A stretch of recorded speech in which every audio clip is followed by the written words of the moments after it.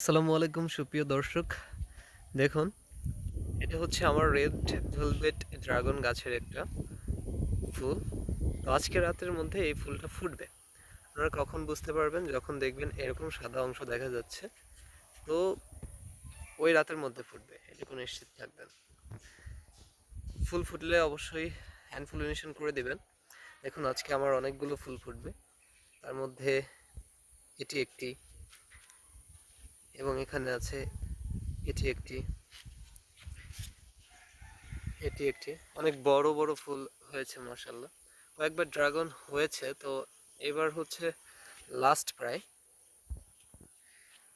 দেখুন, এই যে এখানে নতুন আসছে।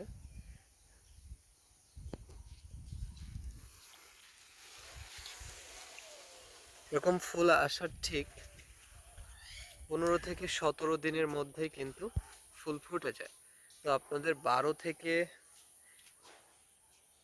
15 দিনের মধ্যে একটু বারবার খেয়াল করতে হবে যে কবে ফুল ফুটবে, যেহেতু ড্রাগন গাছে এক রাতের মধ্যে ফুল ফুটে যায়, এবং পলিনেশন করতে গেলে আপনাকে ওই রাতের মধ্যেই করতে হবে। অতএব অবশ্যই একটু খেয়াল রাখাটা জরুরি।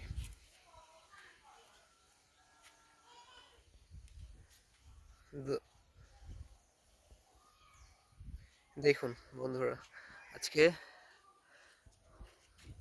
আকাশের ওয়েদার মাশাআল্লাহ ভালো। বৃষ্টি আসার সম্ভাবনা একটু কম, তারপরেও বলা যায় না। যদি বৃষ্টি আসে, তো সেক্ষেত্রে অবশ্যই